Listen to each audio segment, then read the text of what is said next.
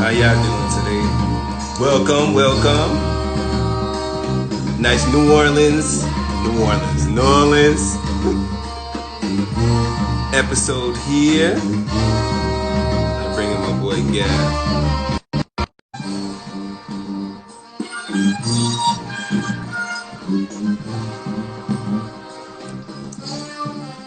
What's up, son? Got a little flavor, add a little flavor. A little flavor.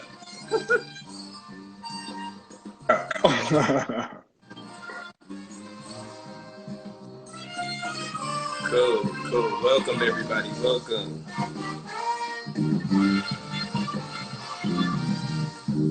You ready, my dude? Ready to go. Let's get it. Today, July 30th, 2020, and this is another episode of From the Front Lines. My name is Gavin Webb. I'm the co-founder and producer here at STOOP55, and I'm joined again with my bro, Dr. Denrick Cooper. What's up, brother? Glad to be back for a little break. Once again, he is the director of international emergency care currently at a hospital in New Orleans, giving you the latest on the public health crisis and talking to our special guest. Code is NOLA. Nothing but folks from New Orleans. That's how you pronounce it, right? New Orleans? New Orleans, baby. We'll ask our guests to do a little better than we can. Priska Washington on the check-in tonight. She is the educator and the program director for the Posse Foundation. We also have Ethan C. He's a youth development advocate, as well as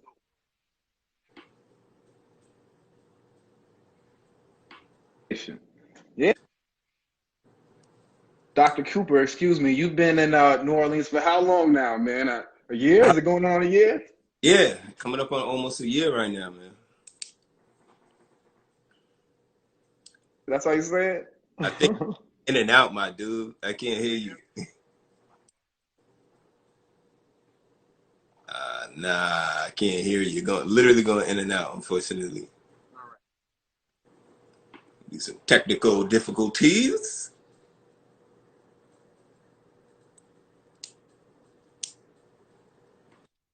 Can you hear me now? Yes, I can. You good. I got to charge my info. I was saying that you're officially a New Orleanian. You've been out there for a year now, right?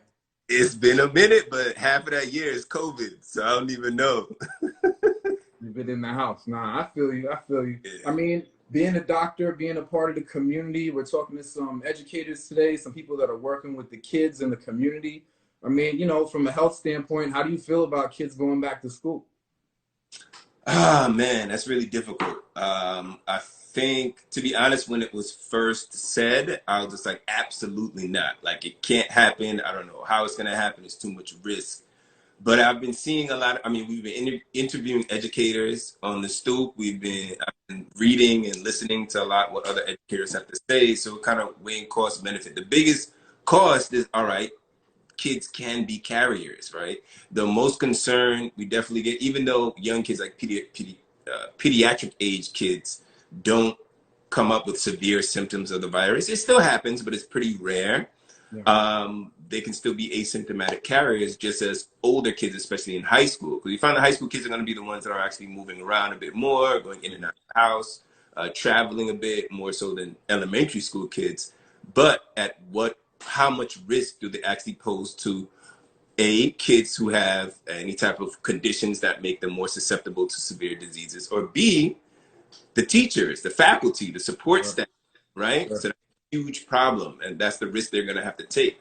On the other side, in a lot of institutions and a lot of places, the school system is really the safety net for kids, right? They provide meals sometimes. Beyond education, they provide meals. They provide another caretaker other than the parents, who are sometimes very busy and they can't pick up their kids or I don't have anyone to watch them.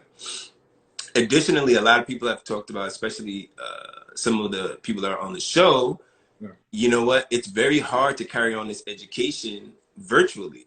Some people don't have access to the internet, computers, or anything like that. And trying to maintain and give a certain standard of education for some of these school systems while people are at home is really difficult. So there are pluses and minuses to the case. And as you said, at first I thought it was pretty cut and dry, but now I think it isn't. What I think will happen is that each region, each response will be based on how prevalent COVID is geographically, right? They'll try to maintain social distancing, they may try to do masks, but the way an urban environment like New Orleans or even a step further New York may handle it is going to be totally different from a place like in the Midwest or in a rural area where there's lots of spaces, not a high population. Additionally, the way you handle it when COVID's in full swing, like in the South right now, unfortunately, and on the Sun Belt, may be different from how New York is going to handle it, or the tri-state area, who the numbers aren't very high. Sure. So, tough question, and hopefully we'll get a little more light shined onto it today, man. Yeah, very interesting, very interesting. Unfortunate, but yeah, let's get some more information about that from these guests. I'm excited. I'm excited too. Appreciate you, brother. Let's try to bring on our first one. All right, later. All right, everyone. So we're ready to bring on our first guest. Remember, this is NOLA Goes Back to School. We're really getting our first guest to talk about how is New Orleans system really evolving and reacting to COVID-19 and bringing kids back to school, right? So let's welcome on our first guest. All right. As soon as this opens up, okay.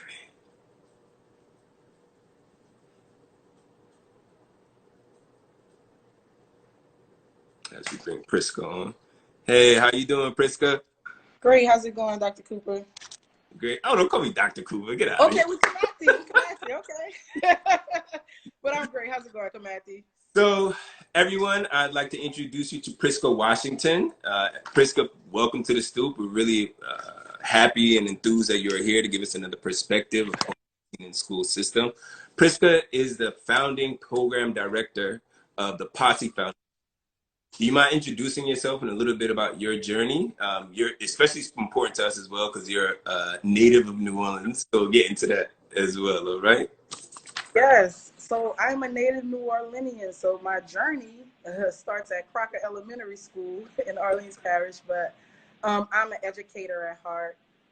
Started my professional career right after Katrina in New Orleans. So it seems like I am always around when we have some type of catastrophic event happening, but as educators, we always respond. So I started teaching high school English right after Katrina and stayed in the classroom for about 5 years before coming to Posse. And I worked with a lot of young people in New Orleans who had a lot of potential, but not so many opportunities. And coming to a place like Posse, I allowed myself to provide some support around connecting promising young people to the type of opportunities they deserve in New Orleans. So for the past 15 years, I have been on the front line in education in New Orleans.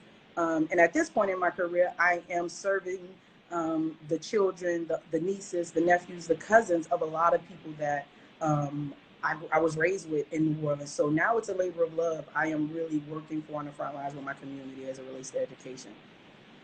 That's great. That's amazing. And just to give a little bit of background to a bit of our audience, a lot of us kind of based in New York. What is the school system like in New Orleans? I know it's a little bit different. It's a bit more charter schools. Just want to take a second to kind of give the background so people can get caught up. Right. So definitely post-Katrina, there was an emergence of charter networks throughout the city. And I think at this time, over 90% of the schools in Orleans Parish, if not all, are chartered. K through 12. Our surrounding parishes, which most people say, I'm from New Orleans, but most likely live in some suburban area right outside, but still are considered a part of that educational fabric. But outside of Orleans Parish, what we have are traditional district schools. So the most fragmented school systems, fragmented in a way that there aren't traditional districts with a superintendent and one unified school board. There are charter management groups who operate with autonomy, and thus when you're trying to bring young people back to school, there very little consistency what can happen from school to school and community to community. You spoke a little bit earlier about geographically, we have to make decisions about who may be hybrid, who may be in person, who may be fully virtual. But when you work with so many charter schools with autonomy, it may not even be geographically as in a county. It may be from community block to community block, high schools, K through 12 schools with different plans. Mhm. So is I guess are the overseeing bodies kind of different? Like, is there still I guess we'll talk also with our next guest, but there charter school overseeing boards and then the state board, is that true? Or something of Right. the So yeah, the charters receive their charter license from maybe Orleans Parish or the state, but within that license, right, that charter school or that charter network has that autonomy to still be flexible and consistent with their own practices as opposed to a district-wide practice of when do we open, how do we open, etc. Got it, got it. So it's very well the response could be fragmented depending on who the overseeing body is. Right, and I think there is maximum oversight. However, there's a lot of autonomy within when you're working with charter schools as opposed to a traditional district school. Got it, got it. And then since you are a native New Orleanian, what was the state of schools before Katrina? Did Katrina kind of usher in charter schools, or were they already there, or how did it work? Definitely. So the state of New Orleans public school pre-Katrina was pretty dire, in all honesty.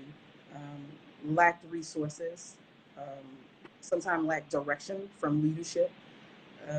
And post-Katrina, the state actually took control of Orleans Parish School, became the Recovery School District. So remember, when I taught in Orleans Parish, I taught with the Recovery School District for about 3 years.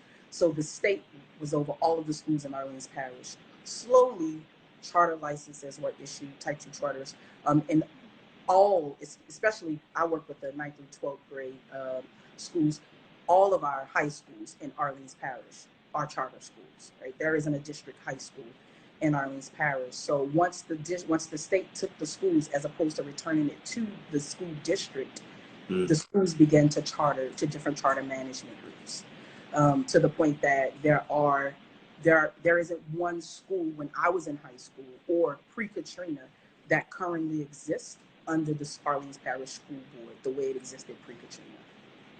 Oh, wow. Yeah, that's a change, I guess, from that standpoint. As a native New Orleanian, do you think that's for the better? It's a That mixed bag. It's definitely a mixed bag when you have some charter schools that perform extremely well. They are functioning as their own sort of corporate entities. They are responsible for funding more so than when they were attached to a school district. And when all of your schools are now charter, you're reaching into the same philanthropic pot to be able to sustain yourself financially. And so having a full parish of only charter schools, I think that it has issued an improvement in student performance in some ways, but also that lack of community. You talked about the school being more than just a place for academic. When you think about it takes a village. One of the things that I realize now, and listening to some of the reports on COVID and returning to school, is that your school bus, some schools are going to have maximum of 12 students who ride a school bus. If you have district community schools, it's less of an issue because a lot of the students can walk to school. However, we have students who live 40 minutes away because all of our charters, for the most part, are open enrollment. So you can have a high school 5 minutes from your house and choose to enroll in a school that's 40 minutes away. And now it adds this layer of complexity of how do we get students to the campus, especially in this pandemic. So I think that it has its benefits. I think that it has been a growing pain. The city has slowly adjusted, and at this point, it's the only option, right? And so it would be interesting to see that dynamic if there were options in a traditional setting, traditional public school setting, versus the charter school setting. But at this point, that is the only option for parents. But I will say that over the course of my time at Posse, as I left the classroom, I have been able to see an improvement in the types of resources charter schools can offer students, everything from advanced placement courses, support around standardized testing, access to more activities, etc. But again, that community piece, where that community pride, especially in a city like New Orleans, isn't as present as it was pre-Katrina. Got it. Got it. We'll kind of wrap back around, but I'm glad you brought up Posse. So you're founding program director at Posse New Orleans. Do you mind explaining to everyone what is Posse? Yes, so Posse is something I love to talk about. Posse is a national scholarship program. And so what we are a scholarship organization that award 4-year full tuition scholarships to rising seniors, to seniors in the New Orleans and metro area, right? Posse is a national organization. We are in 10 cities around the country. I would try to name them, but I'm gonna miss somebody, so I won't. But what we do is we send students to college campuses in groups of 10. They're called posses. And they go as a support network to top tier colleges. So it is our goal, it's our mission to identify students who will be traditionally overlooked by the admissions process of a top tier college. So we partner with institutions like Tulane and the University of Notre Dame, Villanova University, Illinois Wesleyan University, and then Case Western University in Cleveland. Many students in New Orleans have the potential, they have the promise to attend those institutions and perform extremely well. However, they're sometimes overlooked. Maybe they didn't have the highest ACT score, or with so many emerging charter schools, sometimes you're a part of a first graduating class and the University of Notre Dame does not even know your school exists. So to have a recruiter on the ground actively looking for you most likely won't happen. So Posse present those types of students who get involved in their community, who are academically curious, who develop leadership at a young age, and they continually and they're consistent in building upon that leadership. So we're a leadership merit-based scholarship, 4 years full tuition, but more than the tuition, it's really about the holistic support that Posse provides. Myself and my team, we visit our students on campus 3 to 4 times a year. We're checking in with them. We are their thought partners. And from a distance, we become family. And so Posse is that transition from being drenched in everything that my community needed inside of a high school setting to being able to see the other side of the coin, because there were so many young people when I taught high school who had the promise and the potential, but not the opportunity. And now I get to connect with those students who have that opportunity on the other side of commencement from their secondary high school. So it has been really interesting to see all of the promise, all of the potential, and some of the brightest students that our area has to offer over the past 9 years. Yeah, it's cool that you're on one side. Now you can be the one giving out the opportunities too. That's It's really amazing. In so, my very first selection, sorry not to cut you off, now, my very first selection, there was a young woman. I taught her 2 years ago as a 10th grade student in high school. And she walks through the door in one of my interviews, my first year at Posse. And she was amazing. She got a scholarship to Bard College, graduated in 4 years, and she's now an educator in New Orleans. So to see one of my students on the other side was phenomenal. yeah, that's very much worthwhile to kind of continuing what you're already doing now. Yes. That's awesome. So what is, as the program director, what are you responsible for? Right. So as a program director, I oversee 3 of Posse's 4 programmatic components. So there is our dynamic assessment process, and that is our interview process. It is our 3-phase process, 3 rounds of interviews, and it's how we select the students who will become Posse scholars and ultimately win the 4-year full tuition scholarship. And so I oversee the team that implements that program, implement the scholarship, the interview process. So everything from outreach to every high school across our 6 parishes that will welcome us into the space, as well as community-based organization. We partner with all public as well as charter high schools. And then through that, it's a 3-month process. And then there's the second component that I oversee, which is pre-collegiate training. Once we recruit the students and they have won the scholarship, they're now a part of a training program. It starts in their senior year, and it's 8 months until they go away to campus. And while they're in this program, we're having the types of conversations they're going to have in a college classroom. We're having conversations about race and class and politics, religion, gender, and sexuality. So those conversations that they're going to have in a collegiate setting, how do we prepare them for those conversations? How do we help them, A, think through, teach through their own identities, but then also be able to articulate themselves in those intellectual spaces. So that 8-month process is something that my team works very hard. I would love to take the credit, but I have a hard-working team who works hand to hand with the students throughout that pre-collegiate training process. And then lastly, the campus program. I oversee the program on all of our 5 campuses, including the management of our faculty mentors, all of the students on campus, working with other faculty and administrators, because our second goal as Posse is to help campuses become welcoming and interactive for people from all backgrounds. And our students are on the front line. They are agents of change in their campus communities. And so our support is there with them as well. We try to be the agents of change with their faculty, with their administrators when those things are needed. So overseeing the recruitment and selection, their training process, as well as their matriculation to and through college. God. I want to remind everyone, also we have Prisco Washington while she's here. Please ask questions, put them down here in the comments so we can use her time to answer them as soon as possible. What I do want to get into a bit, you were saying that the Posse helps to really foster these families, kind of and prepare them for school and really just succeed within school and graduate and move forward into the work environment. How has all of this changed with COVID-19? We have become 100% virtual, which for us, one of our values, we value relationship building. And so now we're thrust into this mode of trying to have very human interactions and very human connections in a virtual space. But we closed our offices on March 12th. Schools closed the following day, and within that next week, we were delivering virtual programming. So the programming with Posse has never ceased. We continue to work with our students in a virtual space. So all of their pre-collegiate training experience outside of 2020 would have been weekly workshops in our office, the entire group of 10 with Posse staff. So we use a Ring Central platform, and we're still delivering the same content on race and politics and gender and sexuality.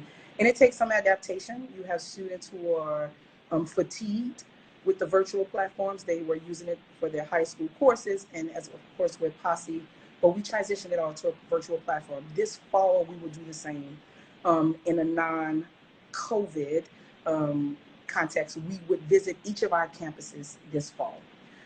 We will now do that virtually. We will host meetings with all of our students on campus together. We will hold individual one-to-one meetings with our students, as well as with the directors of admissions, the directors of financial aid, deans of the colleges, et cetera, so that we can continue to be able to holistically support scholars. So all of the programming, including our dynamic assessment process. In years past, we would have had 80 to 100 students over the course of 2 weeks, every other night in our office. We're now doing it virtually. So I'm excited. I am not the most technologically savvy individual. I am still building and updating my resume, but it is going to be fun. And one of the things that the organization is committed to is to identifying students who would be traditionally overlooked. And Posse has experienced 9/11, Hurricane Sandy, and so many other, nothing, of course, like COVID, but we have persisted through all of those situations, and nothing has changed with COVID. We will select students. We will select at least 50 new scholars in New Orleans. We will send 52 scholars to campus in about 2 weeks who are already selected. And our mission and our values still hold true. Got it. We'll go to the audience. They've been asking some questions. So the first person, a generic question, is how do people get more information about Posse? Yes, so you can go to Posse Foundation's website. It's POSSE Foundation, all one word, .org. If I get a chance, I'll try to put it into the chat. And you can reach out to Posse New Orleans at New Orleans, all one word, at possefoundation.org. And I'm happy to engage you so that you can learn more about the opportunity that students have in New Orleans. And also volunteer if you have the time. Exactly. So getting back a little bit more about COVID-19, what have been some of the biggest problems or hurdles you guys have had to jump over since the start? Wow. The first 2 weeks after we closed the office, so we strongly encourage our students to take advantage of every opportunity on campus, including studying abroad. So we had several Posse scholars in countries around the world. And as the travel restrictions were unfolding, our scholars were stuck in foreign countries. There weren't many flights out. That at one point they had to be in a lottery to even get a flight. So we were working with our national office, working with our local staff to get students out of Morocco or out of Japan, et cetera. So that was very difficult when you have a 19, 20-year-old young person in the country stuck, cannot get home. And literally, as they make their way to a new country, a travel ban is put into place. I think that has been one of the most difficult things to adjust. We were very, very blessed to get all of our scholars home safely. We had a record number of students this semester to reach Dean's List or Dean's High Honors in the midst of a pandemic. So it worked out extremely well. I think moving forward, thinking about the recruiting process and the selection process in this fall, the school shut down in March. Many of our high school juniors were anticipating taking the ACT, didn't have a chance to. So when you think about a top tier college outside of the context of Posse, students applying to colleges around the country, what would it look like? Are schools going to be test optional for the 2020 year in order to accommodate those who maybe haven't tested or haven't tested the way they anticipated? I think so. I think those components. I think when you have students who have been out of a school, we recruit based on leadership, and when they're not engaged in their clubs and activities, they haven't demonstrated some of those things that we're going to be assessing for. So we're going to have to re-envision how we're going to assess for things that we've assessed for in the past on a curve. Gotcha. It seems like you're in just Posse in general, but also New Orleans. You're in contact with so many colleges, and you have a younger brother who's in college, and everyone's kind of approach to COVID is a little bit different. What have you been finding colleges have been saying in terms of coming back to school? They are testing. They are testing. One of our partners, Villanova, they're actually mailing tests to students to do before they come to campus. Wow. Right. Illinois Wesleyan, as students come to campus, they are testing once they arrive. So I think that has been the one of the common themes that I'm finding across campuses. All 5 of our campuses have elected to start their academic year early and end the semester when students come home for Thanksgiving break. So we don't know when the second wave or if the second wave comes, but trying to, as much as they can, anticipate having students away from the campus when that happens. So I think adjusting the academic calendar has been beneficial to not only the Posse scholars, but I think students around the country when you think about having that 2-month gap as opposed to a 1-month gap break to be able to step back, reassess, and it gives the institutions more time to assess how they will move forward with the spring semester. So we feel very confident about all of our partners. They have been gracious enough to have virtual platforms so students and their families can gather more information. And they're being very, very mindful of the access that students will have to resources. And so I think that's all we can ask of them and work with them within because also we know that our partnerships are larger than just Posse in that institution. There's so many other moving parts. And so we are very pleased and we're very confident. And we're also creating a space for students to make and their families to make the decision that works best for them. So if there is an option to stay home and be 100% virtual, we're going to fully support that family with that decisions because we all know that financial situations shift, health change, and there are going to be factors outside of the academic that will impact how students, if and how students will show up on the campus in the fall. And then speaking on the other side, not just matriculating, but graduating, right? You guys do a great job of kind of joining them with job opportunities and stuff when they finish. Has that changed at all recently for the recent graduating class? Because people are saying we're in a recession, we're kind of in a hiring freeze for a bit. Are you seeing that with your graduating class? Well, we haven't. So typically our last class finished about, looking at my calendar, about 2 months ago now. And so we don't have enough data to really form an opinion to that as of yet, in that it is typical for a new grad to not be employed within the first 2 weeks after graduation. I'm sorry, the first 2 months after graduation. One of the benefits of being a Posse Scholar is that we have a robust career program, so we can connect them to opportunities. We have over 170 career partners that include Google, Deloitte, Goldman Sachs, Entergy here locally. So we can still connect them to those types of opportunities when they arise. They can connect through our career program to other Posse alumni in different cities, in different states. And so they have a network, which is something that, unfortunately, every student graduating from college will not have. But we have a program that's 30 years old with over 7,000 people in the pipeline. They have access. Mm-hmm.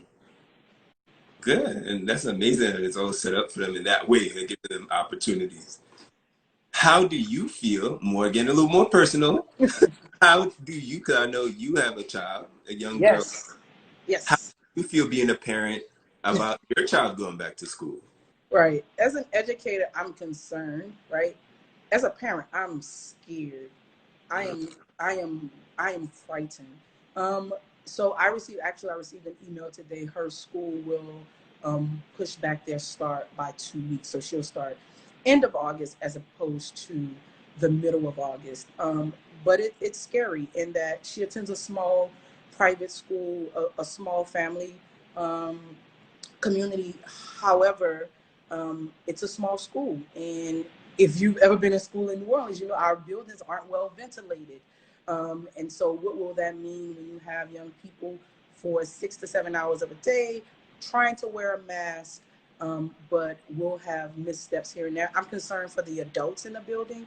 From what I've learned, young children, 10 or under or so, are less likely to pass on the virus or to get gravely ill, but the faculty and the staff on campus, they're not 10 and under. And we have 5th through 8th graders on her campus. And so there is a concern that an older kid or even a younger kid can be a carrier, or they go to school and they come home. So we're asking families to keep your child away from the elders in your family, which is a huge part of the rearing process, right?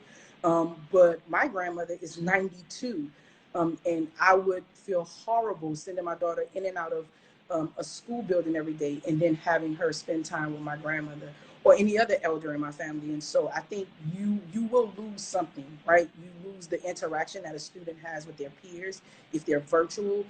If they're in school, you wrestle with the fear as a parent of, will my child get sick, or will they bring it home to have someone else in the household become ill? And I will acknowledge that I sit in privilege, and that I feel very comfortable homeschooling my daughter.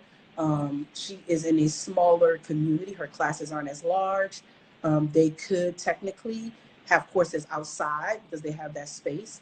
But I know there are some parents, I have the ability to work from home at least through the end of the year. But there are parents who, I have a cousin who's a nurse. She has to go out and come back into the home every day with school-age kids, who most likely will be virtual starting off. How do you provide that support to those students? So while I am concerned, I'll also recognize the privilege that I have to be able to make decisions.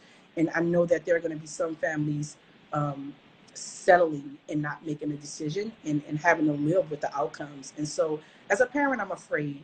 But I also know that at some point there's going to be a return to normal, and we have to start somewhere. And just being able to live with your decision as a parent is the most important. And then also finding resources, I think, is going to be extremely important for parents. So my daughter's going to 3rd grade, so I feel really good with multiplication.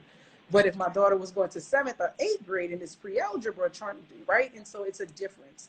And so I think that I would encourage parents who have students going back to school, if you don't feel comfortable with the homeschooling situation, but that is your only option for right now, to find resources. There are resources, and to demand of your schools, of your district, to not only provide the resources to your student, but providing you the resources to support them is going to be equally important. So I would challenge every parent to really be an advocate for their child in this moment.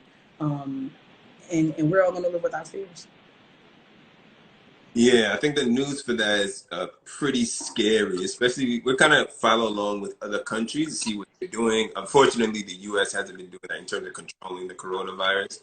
But it's scary because I believe it was Israel, and audience, you could fact check me. Israel recently opened up their schools as well. They tried to open and their coronavirus levels, their prevalence were way lower than ours, and they opened up and they still had outbreaks at multiple like elementary schools, I believe high schools, like that. So it's really a matter of, all right, do we have things in place to be ready for an opening? And I really don't know if we do in general. Right. And I think honestly, and this is just me and my frustrations, but I think if we weren't politicizing everything about the pandemic, we would have better solutions. I think that students can sit in a classroom this fall if we approach this pandemic as if it is attacking us all and not attacking a political party or a presidential candidate or what have you. So I think that if we can follow the science, and do what is best for the community and think community as opposed to self. We are a country of people who have given up parts of ourselves for the greater good, and this should be no exception. And I think if we approached it in that fashion, I think our students could be back in school. As a parent, I want my child back in school. Let me tell you, it is nothing more difficult than holding a Zoom meeting with a 7-year-old who just wants a snack, and they will do everything to distract you. And so all of us want our young people back in school. My daughter loves her teacher. She loves her school. She's been in that school since she was 3 years old. But I also want to be able to sleep at night comfortably. Oh, all right. And you kind of talked a little bit, I mean, you're in a privileged arena, as you said, as being an educator yourself and having that history. What are some resources, or where can parents go to try to get some resources that help take care of their child while at home, if they're in an area that's not going back to school?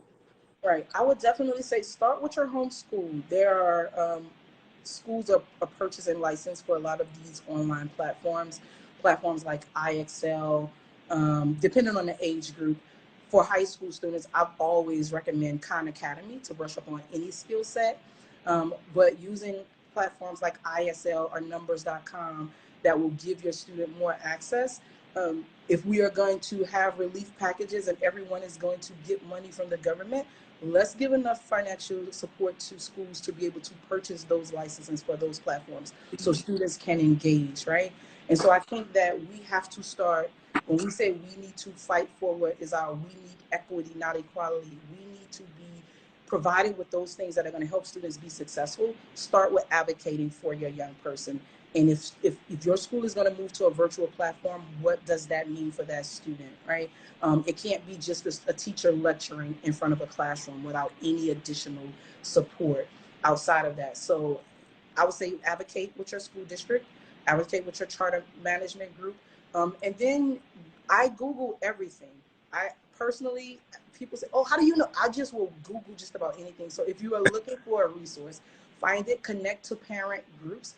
If there are any parent online communities that you can connect to share resources, reach out to former teachers of your student if you have that communication, to current teachers, to teachers just within the educators that you may know, to find platforms. It's something that I'm thinking about. I have a lot of educators in my family. My aunt in Atlanta runs a program called Pause, where basically online she is walking students through all of those stages of whether it's math or language, etc. But that direct instruction and support that students would get in class. We start with this shared learning and this direct instruction, and then we break down into those smaller group individual practice. And how do you get a student to be able to do things individually when they haven't really grasped the concept? We have to give them additional resources for practice. And so every day this summer, even when school ended, my daughter was on her IXL platform, just practicing multiplication. It doesn't have to be a set schedule, but consistently engage them outside of the school day. Got it. All right. Those are really good resources to start off with, and I appreciate it. Hey, I must say, I cannot thank you enough for being on the Stoop. We really love to have you here. Really respected your opinion. I thought it was really helpful. Is there anything else you wanted to end off with the people on the Stoop, or little words of wisdom you want everybody to know? Yeah, I think that I would say this is definitely a time right now to wrap around with support. I know you can't be as connected to support networks right now, but find those support networks that you're going to need to be holistically present. We think about our students and their academics, but we also have to think about how they are holistically. How is the health, physical and mental?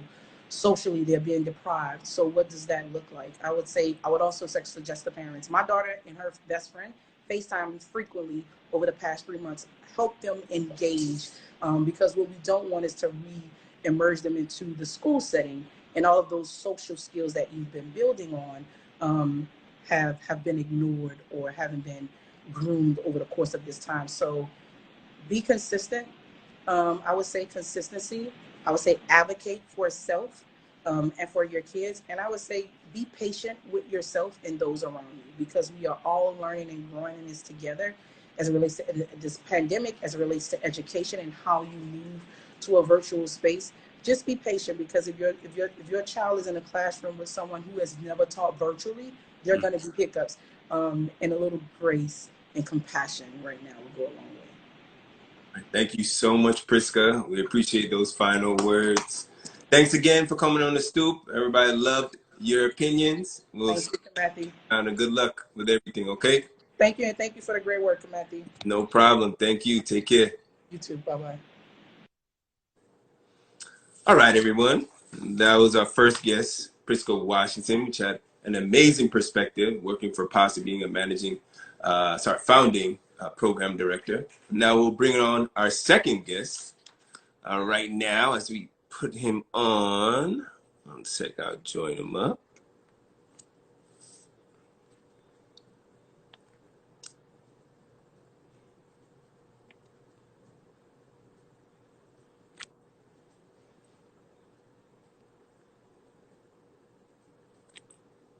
All right.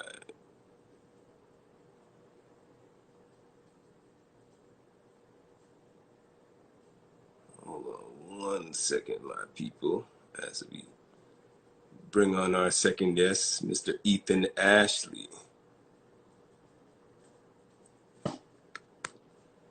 Ethan, you want to go ahead and join us?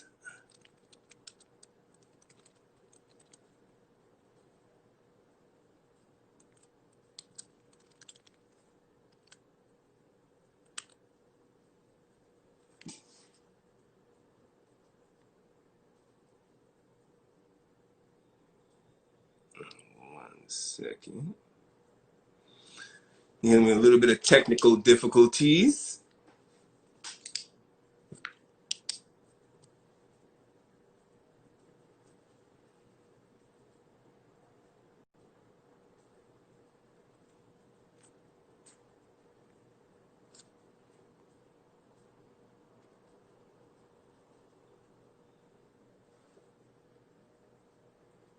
All right, as we kind of get everything squared away, we're still to wait for our second guest, Mr. Ethan Ashley. He is the president of the Orleans Parish School Board. And we try to get him straight away here. We heard a little bit more from Priska Washington before. And how's everyone doing out there? You know, slowly but surely, we're trying to work our way through COVID. And we appreciate all your patience. All right, now we got it.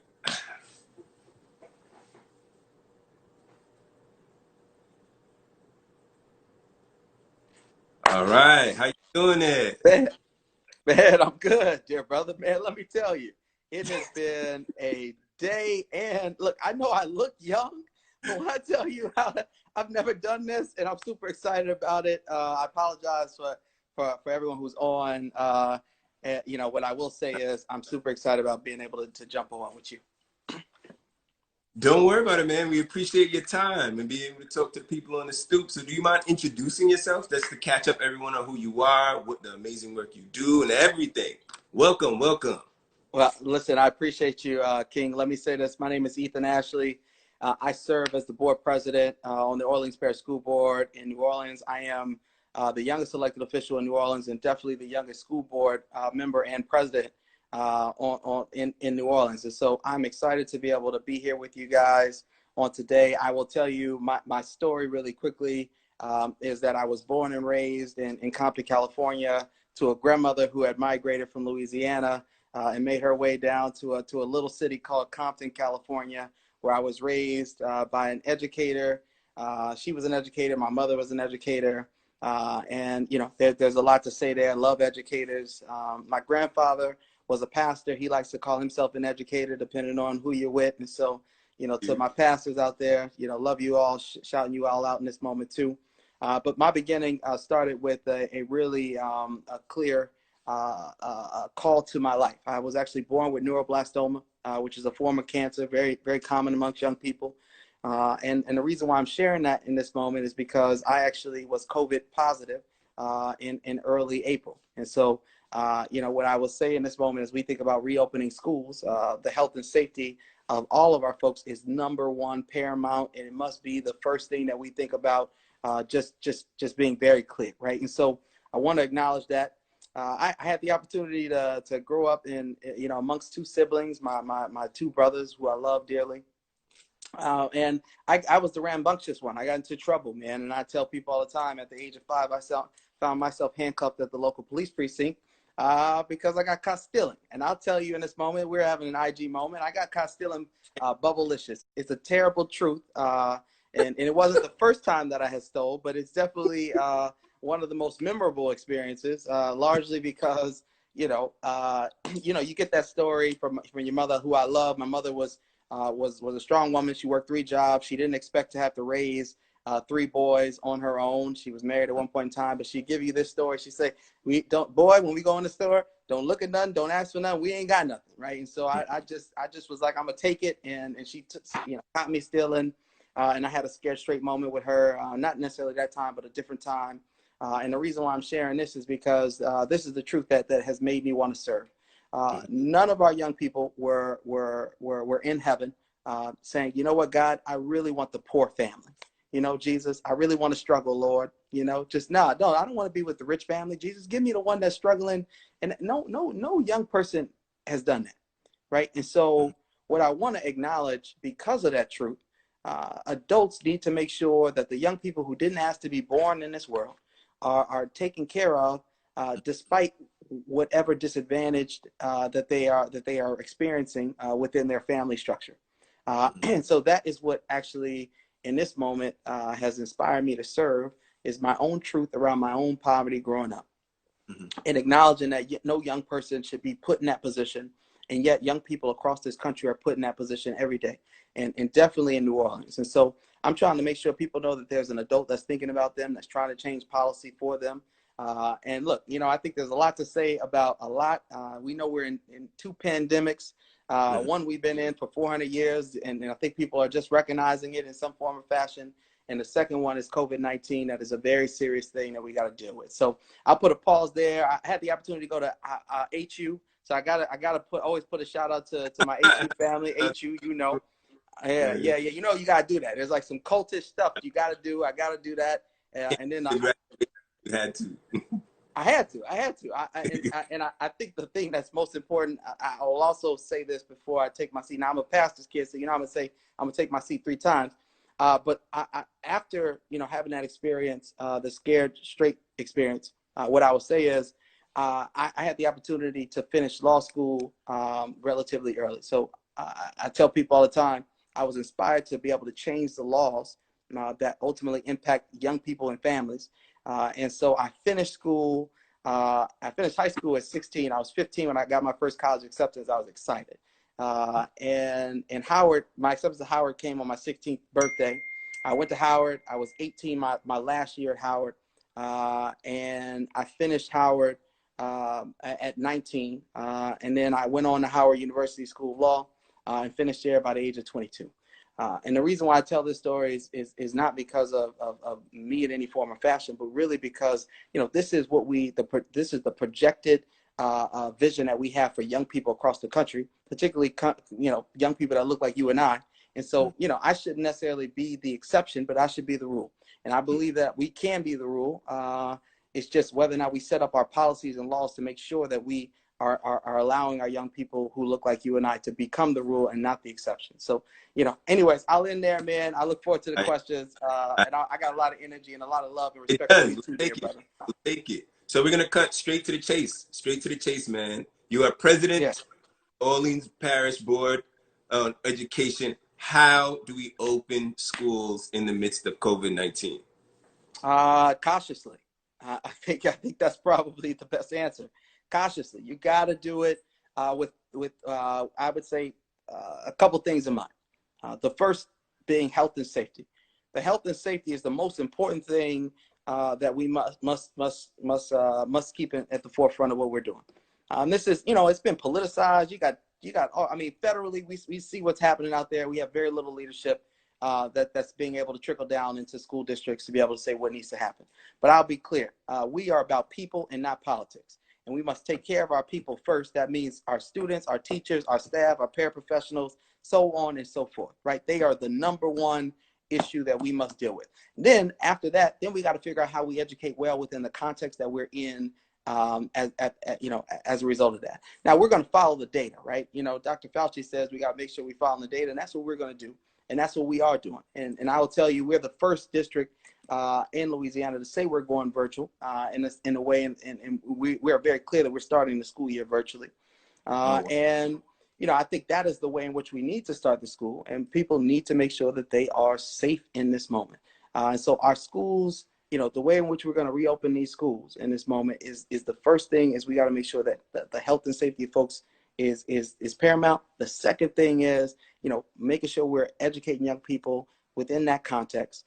And then the third thing is, you know, most importantly is tackling the digital divide if we're going to do this from a distance, right? So we got to tackle this digital divide. We got to make sure that connectivity is not an issue, excuse me. And we don't need to just do that in the short term. We need to do it in the long term. Now, this board made an investment back in March. We were the first board in Louisiana to call for a state of emergency, and we issued $5 million of funding from our fund balance to ensure that we bought hotspots in laptops and Chromebooks. Now, if hindsight was 2020, I wish I could tell myself that we should have made an investment of that $5 million to deal with the connectivity issues as a whole. That's what I should have did. In hindsight's 2020, I didn't know that. But it would cost about $5 million for us to deal with connectivity in New Orleans as a whole, meaning you know, everyone would be able to be connected. We wouldn't have the need for individual hotspots, so on and so forth. So we got to deal with connectivity technology issues. The last thing I'd say, which is most important, is, and it comes with the educating of our young people. We got to figure out how we differentiate and provide differentiated experiences through technology for learning in this moment and for young people. And at the same time, we got to make sure that we're equipping our teachers with all the things that they need to be successful. And I would also say that we're equipping our parents, because this is a new way of doing the world and living, living and all those things. Now, I would say I'm married, newly married. I actually got married during the pandemic. We have two young people. You know, one's a 9-year-old, one's a 14-year-old. And what I'd say is, you know, it is a very difficult thing to be a parent in this moment and trying to figure out how we enter back into school. But it's not one, these are unprecedented times, historic times. And what I tell you is that can't be the excuse that stops us or paralyzes us from being able to do what's right on behalf of our community and our families and our young people. So I'll leave it there. That's what I think, cautiously, but also using the data, being smart, keeping those things in mind. And as a parent, you mentioned, I know it's very difficult now, right? Is your child being asked to go back to school? And if they are you going to keep them home to do homeschooling? Well, see, our kid, well, one, so I have one that, so he is going to be virtually because that's what we mandated to make sure that that's happening. And then I have another one who is entering in high school, and she's going into the private school system, and they are business as usual in this moment. And what I will tell you is, you know, as parents, we are very cautious about sending our young person back to school. particularly when the rates are as high as they are. And you know, I just want to say, you know, we're thinking heavily about this, and we're trying to make sure that we make the plan not just with ourselves, but with our daughter. She is old enough to have a say in this moment. But I will say, as a parent, we're going to take every precaution to make sure that she's safe, but not just that she's safe, but that the peers around her are safe. So she will be PPE'd up, right? There ain't gonna be no question. She'll be masked up and all the other things. I'm not going to embarrass her and make her wear special stuff, right? I'm not going to put her in I might actually, I just thought about it. I might have her looking crazy, but, you know, I will say that her health and safety is paramount, but also the health and safety of everyone around her is also really important. And I was kind of speaking with Prisca Washington before. I'm also learning about how the dynamic of the school systems and how autonomy they have, especially with charter schools. How has it been working with the charter schools or even the recovery district to really getting on the same page of people getting back to school at the same time with the same limitations, with the same kind of safety valves in place? Well, let me say this. The Recovery School District was ushered out of the Orleans Parish School Board last year. And now we are all under the one district, the New Orleans Public School District, which is NOLA Public Schools. And so you don't have to worry about that anymore. But I will say we do have a predominantly charter district, and those charters are controlled by us, meaning that we have the contracts with those different vendors to provide educational opportunities to our young people. And they have the autonomy to deal with this matter by and large. But I will also say that they have, in real respects, been working really closely with the district to make sure that we are all aligned, to make sure that the health and safety is first and foremost for all things. And then secondly, that we are being as innovative and creative about how we're able to take care of the educational needs of our young people and all of our young people, not just some of our young people. I mean, young people with special needs, and our young people with that English is their second language, right? And so we are thinking about all of these things to make sure that we're in compliance, but not just in compliance, that we are showing true care in this moment. Because what I'll tell you is the big fear is not necessarily in this moment. The big fear is 15 years from now. You know, that someone, you know, who finds themselves in the system now will basically say that we failed them in this moment. And we can't let that happen. We can't let our young people see us get, you know, rocked in this moment as adults as we deal with something that we've never seen in this world. We got to use our wit. We got to band together. And I think that's ultimately what's happening in this moment. Folks are trying to band together to figure out what the right answers are for our system. Now, I will also admit that the thing that we have to also think about is there's some, when I talk about lack of leadership, right? In this moment, we have this thing where instructional minutes in terms of our young people being in schools every day, all of that stuff has not been waived, right? So all of the academic metrics, instructional minutes, all that stuff has not been waived. That means our teachers and our students have to be in seats and be educated for a certain amount of time, which, you know, if you're thinking about implementing distance learning and understanding the circumstances that we're under,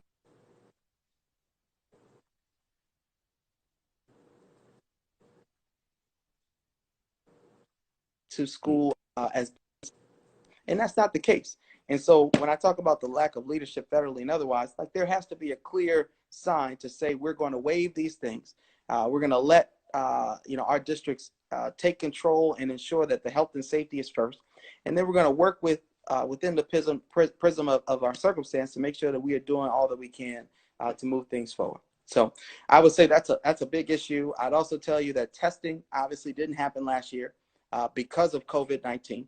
And so the way in which we grade schools is not, you know, has not happened. And we're now trying to think about, and we should probably think, take a hard stop and look at things and determine whether or not we have been grading schools correctly from, you know, from the inception of, you know, the No Child Left Behind Act, and how we moved more towards testing as the scale and metric in which we determine.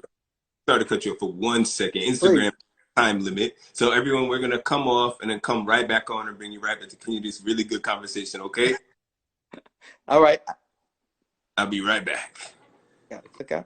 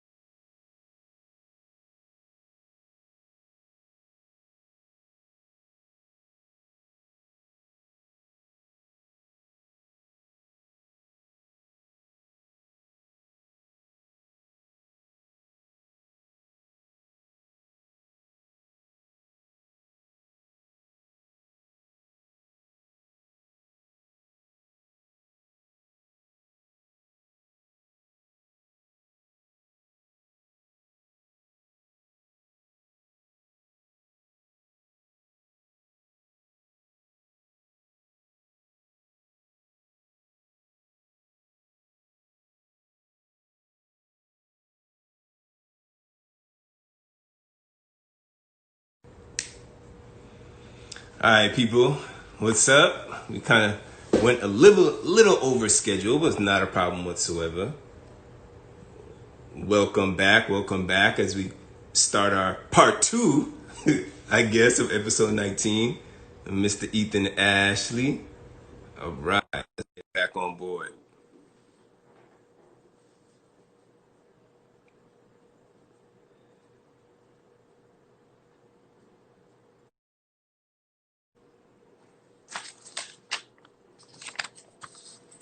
All right. As we connect. All right, we're back. We're Yeah, back. we're back. Okay, Back.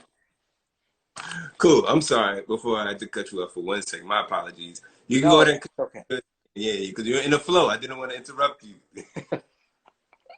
No, what I was just going to end with is just that, we got to be creative about, how we think about evaluating our schools in this moment, and whether or not we should be so heavily focused on state testing, and but rather should we be focused in on, holistic different metrics that allow us to evaluate the school as a whole, evaluate, how our young people are experiencing the schools.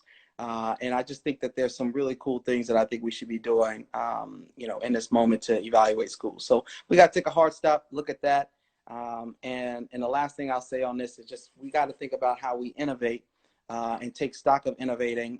But I will tell you, government has rarely done. I think the line is government has rarely chewed gum and walked at the same time well. And we're trying to do all of that in this moment, but we're watching governments across the country who are, in my personal opinion, underfunded to do these things, and they're struggling. And I would say that it's really important for us to figure out how can we ensure that everyone receives the type of supports necessary, in order for them to be successful at the end of the day. So that's where we're at right now. We got to figure out those answers, and those are the key things that I tell you that we need to focus in on. Got it. Got it. Just to remind everybody, we're back with Mr. Ethan Ashley, the president of the Orleans Parish Board of Education, the youngest president here and on the board. So please ask your questions in the comments. We'll be sure to get to them right now. One of the things I definitely, or some people have concerns about in terms of going virtual, is kind of those needs of activity you're kind of talking for, and then beyond that, in some school, in some areas, it's the provider of meals for students, child care as parents have to go to work. How do you plan to fill those kinds of needs, or suggest?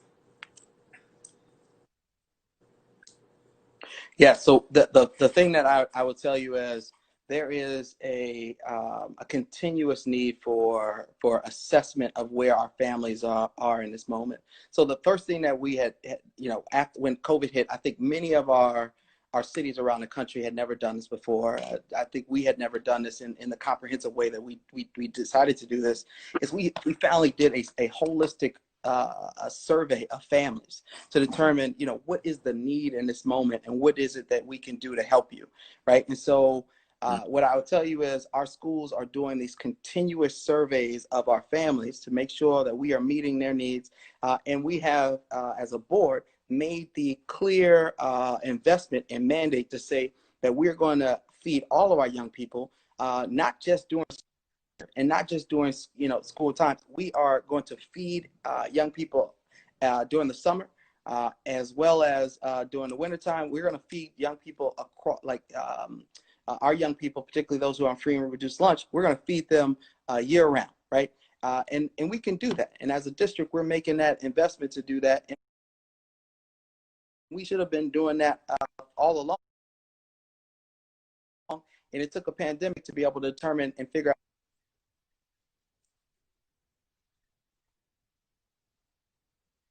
how to deal with and tackle. Now, look, I will say this in this moment, right? I think I said that our system is underfunded, woefully underfunded, and yet it is asked to do very big jobs on behalf of community as a whole. But we need state legislatures and our federal folks to step up to be able to make sure that our districts are receiving the necessary funding to do this new form of education well. But not just that. I mean, there has always been an issue. There has always been an issue with the security, right? The security in which our young people are being molded in on a day-to-day basis, right?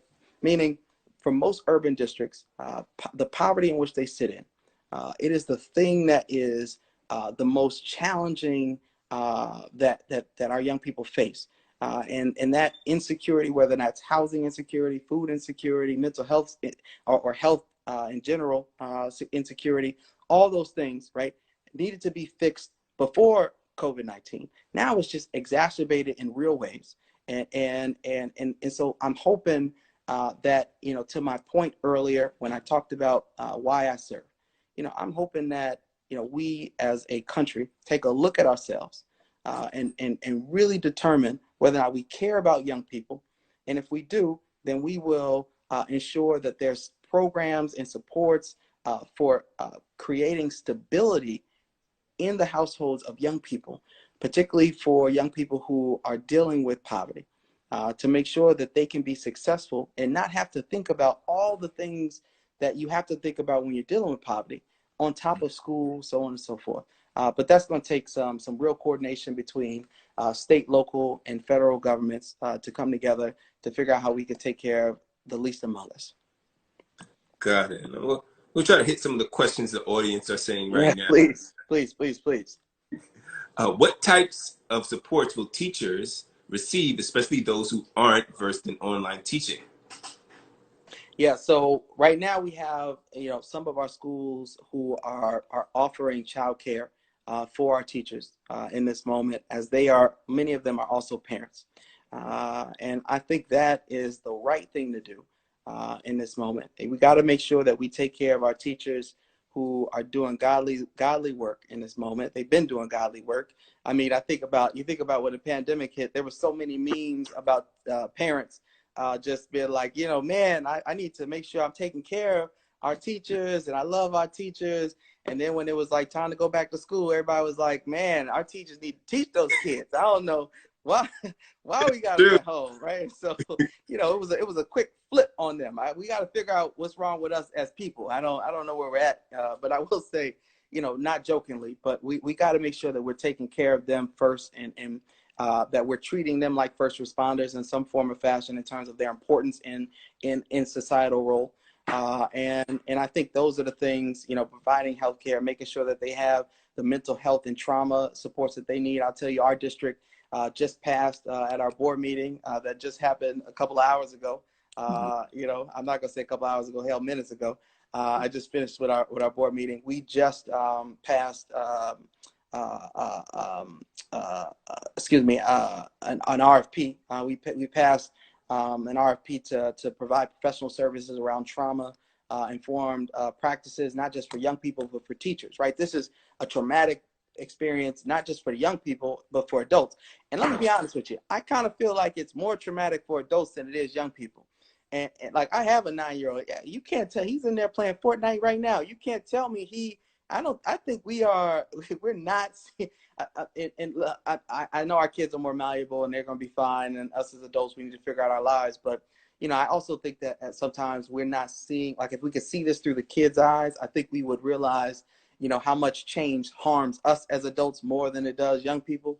And I think they are probably valuing this time with us at home more and being able to see us do what we do and all that stuff. But I just need to acknowledge that the mental health supports can't just be for kids. It has to be for families and parents and caretakers as well. So those are the things that we're doing in this moment to make sure we're taking care of our teachers. The answer, the thing that I'll tell you that you didn't ask me is, can we do more? The answer is definitely yes. Should we be doing more? Certainly. And we just passed a resolution at our board meeting as well, to protect our teachers from, to urge our schools to protect our teachers in terms of in-person learning or PD and all those things that they need to do and interactions, protect them as much as possible. But there's still more that needs to be done. And we got to figure out how we can, get to a place where, our teachers feel like they are as valued as we believe that they are, and as much as we knew they were when the pandemic started. Got you. Another question from the audience. They're asking, you're kind of talking about food security before, back on that topic. How are they going to actually get those meals out to kids? Are they going to deliver it to the families themselves? Are you going to make the school an actual direct participant where they can come to school and get the meals? How is that going to work out? Yeah, so we stood up, and I think this is good to be able to talk about, just so I can give context. When we called for a state of emergency on March 13th, Friday, March 13th, we made sure within a week's time period that in partnership with the city of New Orleans and Mayor Cantrell, we stood up we stood up, I think, roughly about 18 food security sites, and then ultimately 42. And so, it was in walking distance of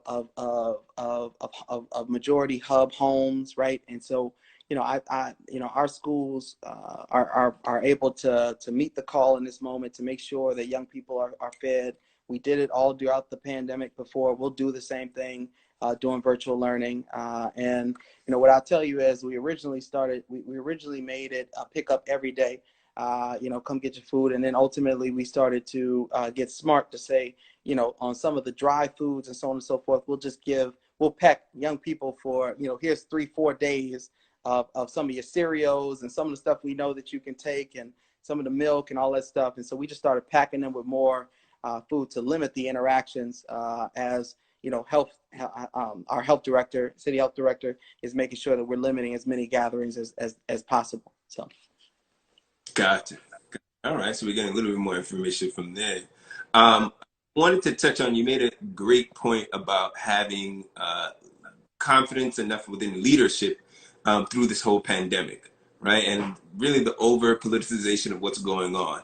How has that been affecting your job? And speaking particularly to Betsy DeVos, you creating a safe environment for people to go back to school with? It's hard, man. It's hard. I don't even, it's, I think you can't help but get emotional thinking about, how political people are choosing to make this moment. And I get we're in, the political season. People need to get, elected and all that other stuff. But if there's no people to vote you in to get elected, then what's the point, right? We've lost over 145,000 U.S. citizens to COVID-19. It's ridiculous, man. And now you're asking us to open schools when rates in cases of COVID-19 continues to increase. And you're doing so trying to levy school funding in some form or fashion in a way that is just inconsiderate. And so, I worry, man. I really, really worry about the morality of our country. But I'm also really, really encouraged by the young people who are stepping out here, particularly during this time as we see them fighting for racial racial equity, and fighting against systemic oppression, laying it all out there, putting their bodies on the line, and using their connectivity to really push the needle. And so while I am upset with the leadership of the top, I am inspired by the leadership of the bottom, and our young people are doing the things that our adults should be doing to protect them. But think about it, man. Our young people had to get out there and fight and ask for gun control laws, and we're not heard, right? And now they're having to get out here in the streets and ask for some form of equity. Can you stop shooting us? Police brutality. And I'm not saying they're being heard. They're being heard. I can't tell you that the listeners are giving them what they want. I think they're giving them everything but what they're asking for. Yeah. And you know, I would say that there's a lot more that needs to be done. But I will tell you that our young people are inspiring. And if you haven't, you know, text a young person or just, you know, just encourage one, you know, I'd say do it, because they are, in fact, the best versions of us in this moment as adults start to bicker over the politics of this moment, and not focused on lives that are lost and ways that we can improve our country. I'm glad you pivoted to this, because that was kind of going along with my next set of questions, leaning a little away from COVID-19, but I read a bit about your work with the Juvenile Justice Project and your work with the school to prison pipeline. Do you mind a little bit of the work that you've done, and how has that affected your work now with the school board? Yeah, I will. So I had the opportunity to work, with, when I got out of law school, with a brilliant man named Brian Stevenson, who just had a movie made with him or by him about him, and Michael B. Jordan played him. And so if anyone knows Michael B. Jordan, I'd love for you to play me as the youngest school board president. Not to say that my story warrants any of this, but anyways, I say that all to say I had to. Yeah, I just put it out there in the ethos. But I had the opportunity to work with Brian, and I was actually his Louisiana arm to end juvenile life sentences in the state of Louisiana. We had the opportunity to end that practice here, although there's still, very much so, much more work that needs to be done around juvenile justice work, and juvenile, just all criminal justice reform issues, right? Now, I think I talked about, my upbringing, particularly around stealing and all that other stuff. And that played a big part on this school to prison pipeline piece for me. And I wanted to get on the front end of the school to prison pipeline because many of the young people who I was supporting, many of them read at a third grade level at best. And I thought, man, I can get in here, get some policy going, and that'll be the way in which I make an impact. And immediately I just realized that there's just so many factors that play into our current systems, and it's much more complex than just we need to teach young people to read. And I think that the lack of complexity in talking about the issues and the intersectionality of the issues is really where we go wrong, where you have a leader who's good on one issue but terrible on another, right? And I think, we need to make sure that we are electing leaders who are thinking about people and families in the whole, not just an issue on education. Oh, he's good on education, but he's terrible on housing. He's good on housing, but he's terrible on criminal justice, right? And so we got to make sure people are good on all these things because they all intersect. And I'm telling you that those are the things that got me thinking about the school to prison pipeline work. And I thought I'd jump in to be able to offer this to those things in some form or fashion. So, I believe, that work actually informed now. And I actually have the opportunity to author a historic resolution at our district around racial equity that passed not this board meeting, but the board meeting in June, which it's a racial equity anti-racist resolution. Believe me, this is the first time I think we passed anything that had the words anti-racist or racial equity in it.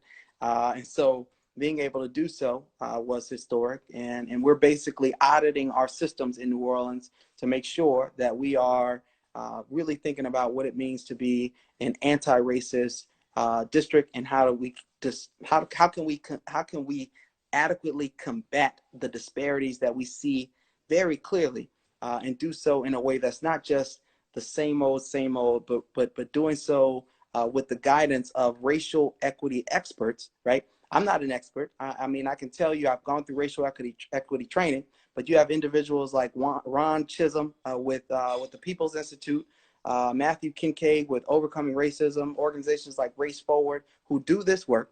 And if you're a leader in any form or capacity, you know, I went to law school, and the first thing they told you is you know, if you get in trouble, call a lawyer. You know, don't do it yourself. And so the first thing when I'm dealing with a racial equity issue or dealing with systemic racism, I'm going to call an expert to figure out how we get the answers. And so that's what we're doing. You know, I will keep you posted on the implementation of that.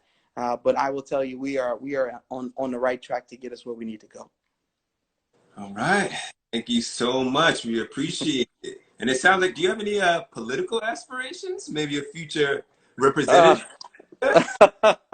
Listen, I think I'm just trying to serve, man. I'm just trying to serve, brother. I'm just trying to serve. We got a great Congressman Cedric Richmond, who represents us in this district.